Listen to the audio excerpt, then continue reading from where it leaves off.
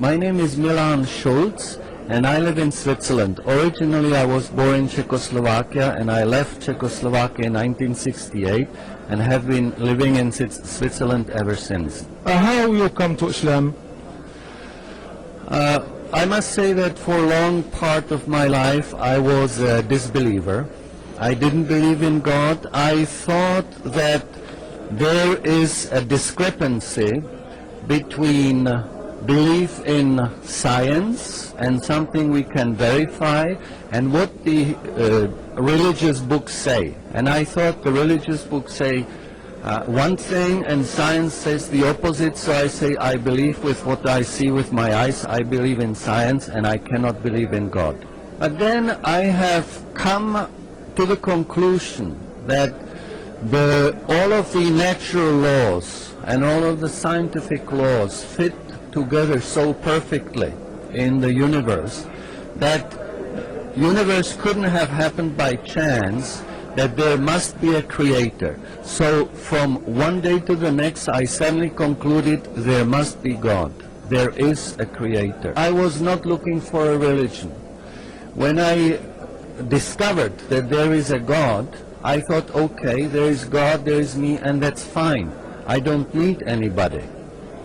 I can believe in God myself. I don't need any religious books. I don't need any religion. I thought the Jews are wrong because many are exclusionary. They say we are chosen and God is for us Jews. I thought Christians say this is one and I see three, so I say this is nonsense. And I had a very bad image and impression of Islam. So I thought, well, the religion I know about are all wrong. God is enough for me. I don't need a religion. One time I discussed my religious opinions with a man, and he said, have you read Quran? I said, no. He said, that's very interesting because many things you're saying, they are in the Quran. And I thought, okay, I probably should read Quran. So I bought Quran in English translation.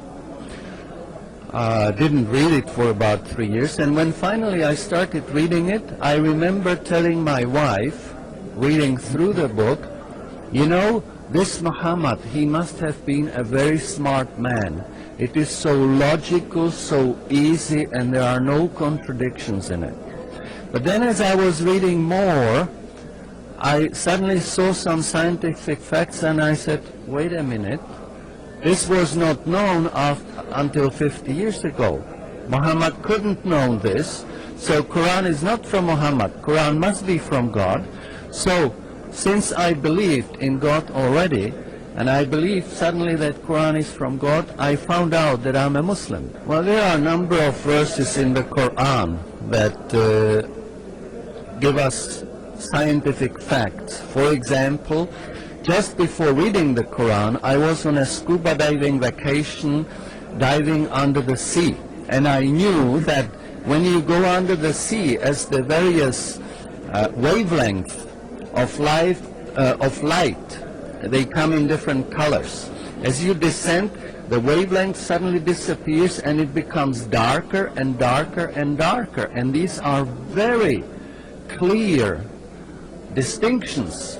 And then I read in the Quran, in Surah Al-Nur, there is an ayah that the disbeliever states are like layers of darkness, one upon another, a wave below a wave. And I knew that under the surface of the sea, in depth, there's another set of waves where there's a difference in temperatures. It's called thermocline. And these waves are much bigger, much longer, and they travel much further.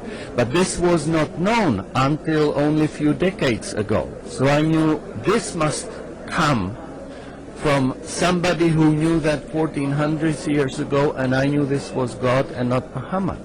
I would say forget what people tell you, forget what you see.